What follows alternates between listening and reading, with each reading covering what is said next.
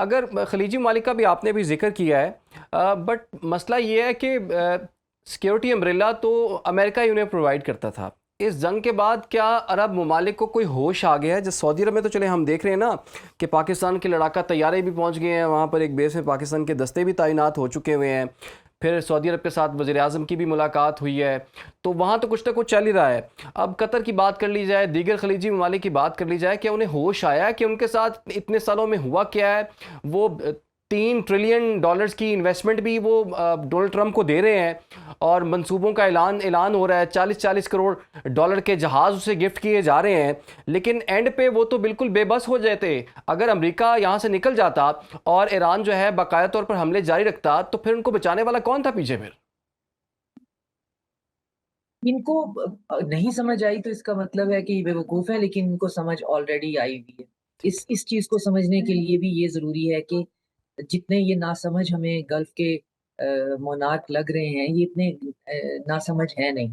اب ان کی حقیقت کو اگر دیکھیں تو ان کے پاس جب آئل آتا ہے تو یہ ایک ریت کے اوپر جو ہے اپنی سلطنتیں قائم کرتے ہیں، اور ان کے ارد گرد عرب سلطنتیں آلریڈی سیولائزیشنل موجود ہیں، ہزار سال پرانی، ہزاروں سے 6000 7 سال. یمنی تہذیب آپ دیکھ لیں، لوانت کی آپ دیکھ لیں، ادھر فلسطین کی عربی دیکھ لیں، آپ مصر تک چلے جائیں. عرب کوئی چھوٹی سی جگہ کا نام تو نہیں ہے. عرب صرف خلیج میں تو نہیں رہتے.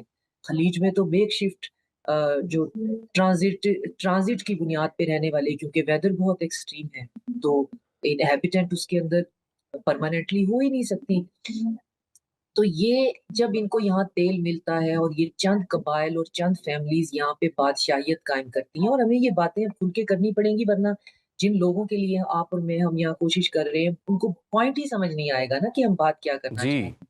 تو اس میں یہ جب آپ کے جب انہوں نے اپنی بادشاہتیں قائم کی ہیں تو ان کو ایک ایسی طاقت اور سپورٹ چاہیے تھی جو کہ آلریڈی وہاں پہ عرب سیولائزیشن تھی، ان کو انڈرمائن کرنا ہے. تو انہوں نے سب سے پہلے مقابلہ کرنا تھا اپنے ہی عربی بہن بھائیوں سے.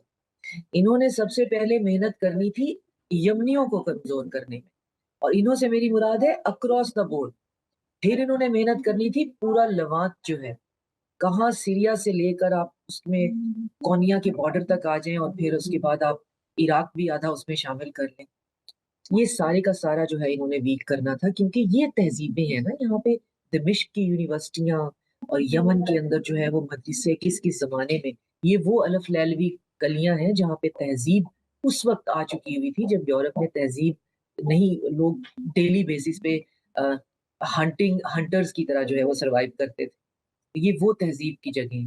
تو جب چند خاندانوں کو، قبیلوں کو دولت ملتی ہے اور وہ شیشے کے محل بنانے کے بارے میں سوچتے ہیں، تو ان کے بارے میں پہلا سوال یہ ہوتا ہے کہ اب آنے والی سیولائزیشن بھی ہم ہیں، اور یہ جو تہذیبیں ہیں ان کو ہم نے ختم کر دینا ہے، انڈرمائن کر دینا ہے، پرپیچول کانفلکٹ میں ڈال دینا ہے، کمر ان کی توڑ دینی ہے، ان کو اٹھنے نہیں دینا. تو کرنا کیسے ہے؟ کیونکہ فیسیلیٹیشن جو ہے وہ تو کلونیل مائنڈ سیٹ، جب برٹش جا رہے تھے تو وہ یہاں پہ یہ اسٹیٹس بنا کے جا رہے تھے فٹے رکھ کر. انہی سے مدد لینی ہے. انہی نے پروکسی دی ہے پھر امریکہ کی. انہی نے ان کو بتایا ہے کہ یہاں پہ ہم آپ کو سیکیور کریں گے. اپنا ایک بیبی پروجیکٹ وہ اسرائیل کے نام پہ سائٹ پہ ویسے ہی چلا رہے تھے. ان کے ذہن میں تھا کہ ہم یہاں پہ بیس کر کے اپنے بیس کیمپ بنا کے اس اپنے بیبی پروجیکٹ کو بچائیں گے، کیونکہ ان مسلمانوں کو چاہے آج ان کے درمیان میں یہ ہمیں سمجھ آ رہا ہے کہ ان کو یمنی اور ادھر سے سیریا کے لوگ اور فلسطینی اور عرب ادھر ادھر نہیں چاہیے، یہ ہمارے ساتھ چلتے رہیں گے، لیکن پھر بھی ہیں تو مسلمان. تو ہمیں یہاں پہ اپنا مستقل اڈا اسرائیل کی صورت میں بنانا ہے. وہ الگ الگ ڈوئل گیم کھیل رہے تھے یہاں پہ رہنے کے لیے. یہ عربی جو تھے یہ بھی جانتے تھے کہ ہمیں ارد گرد اپنے ہی بھائیوں کو کمزور کر کے ان کی کمریں توڑنی ہے اور خود اپنی ہیجمنی بنانی ہے، اور اس کے لیے ہم نے ڈیول کے ساتھ ہینڈ شیک کرنا ہے. اور 70 سال لو اینڈ بیہولڈ، 70 سال بھی نہیں گزرتے تو یہ سارے کا سارا جو ہے پردہ اس طرح سے چاک ہو جاتا ہے کہ ہر چیز کھل کے ہمارے سامنے آ جاتی ہے. اس میں سے کچھ جو ہے ایمبیشیس، سمجھدار، چلاک لوگ جو ہیں وہ خود کو آلریڈی ڈائیورسیفائی کر رہے ہیں. وہ چیزوں کو ادھر سے ادھر دیکھ رہے ہیں کہ اب اکیلا ایک ہی سپورٹ سے ہمارا کام نہیں چلنا، سپورٹ ان کو بہرحال چاہیے. اور کچھ جو ہیں وہ اس پرانے سائیکولوجیکل ویب کے اندر بری طرح سے پھنس گئے ہیں، جیسے بحرین، UAE. کیونکہ जो बातें बंद दरवाजों के पीछे होती थी, उन्होंने उन बातों को इंटरनलाइज कर लिया हुआ। जी। उनको बंद दरवाजों के पीछे इनकी एग्रीमेंट्स थे कि इजराइल को थोड़ा सा एज देना है, फलस्तीनियों के लिए ज्यादा बोलना नहीं है। तो ये सारी गल्फ स्टेट्स जो हैं ओआईसी की मीटिंग में आकर मुजम्मती करारदादे देकर घरों को चले जाते थे। उन ठीक। मुजम्मती करारदादों के पीछे ये नहीं था कि फलस्तीनियों का दुख नजर नहीं आ रहा, उसके पीछे ये अरेंजमेंट थी कि सिक्योरिटी प्रोवाइडर्स की तरफ से गाइडेंस थी कि आपने मुजम्मती करारदाद देनी है पर इजराइल को भी ज्यादा टच नहीं करना। उसमें से कुछ जो है वो तो ज़हनी तौर पे इस चीज से बाहर निकल आए, कुछ उसके अंदर फंस चुके हैं।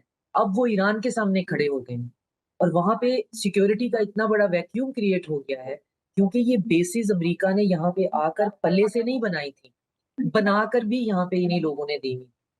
अब उनको समझ में आ रहा है, जिसमें अकल का सबसे पहला जो मुजाहरा है और वो हमेशा सऊदी अरेबिया से किया जाता है, उन्होंने आहिस्ता आहिस्ता बड़े सहज तरीके से इस चीज को अपने से काटना शुरू कर दिया है। लेकिन क्या ये बात हतमी तौर पे साबित करती है? जब मैं ब्रॉडर सिक्योरिटी की बात करती हूँ तो उसमें तो फिर ये भी उनको समझाना है कि यमनियों की भी जान छोड़ दें, सीरियाओं को भी माफ कर दें, अपने ही भाइयों को सूडान में भी जो है थोड़ा सा हाथ हल्का रखें। जिस दिन से स्टेट ऑफ हॉर्मुज जो है वो बंद हो रही है और यूएई की बंदरगाह से मालो दौलत सामान जो है, मैं उस सामान का नाम नहीं लूंगी, जाना बंद हुआ है। सूडान के अंदर सुकून होया हुआ है। ये इनमें से कुछ स्टेट्स जो हैं ये तो जो दहशतगर्द तो बड़ा भारी लफ्ज होगा, ये इरिटेंट्स जो एलिमेंट्स हैं उनको मैन्युफैक्चर करके ओपन मार्केट में उनकी बैटिंग करते हैं और ले लो जिसको जितने चाहिए। ये हमसे मत पूछे, हम हमारी डिप्लोमेटिक अच्छा, ये कॉस्टिंग वैसे आपने बिल्कुल हमारा बड़ा बड़ा अहम नुक्ता उठाया डॉक्टर साहिबा। और एक तजवीज़ ये भी थी कि यहीं से कुछ लोग जो है जिससे कहते हैं रेंट पे कुछ फोर्स उठा के वो ईरान में बूट्स ऑन ग्राउंड वाली सिचुएशन जो है वो पैदा कर दी जाए, और वो जो आप कह रही थी कि यूरेनियम, अफजुदा यूरेनियम को लेके निकलें, और कुछ दस्ते जो हैं हज़ारों की तादाद में, कुछ तो आपने कुछ का नाम ले लिया, कुछ का नहीं लिया, लेकिन समझने वाले इस बात को समझ चुके हैं कि ये प्लान इनका शामिल था इस चीज़ में।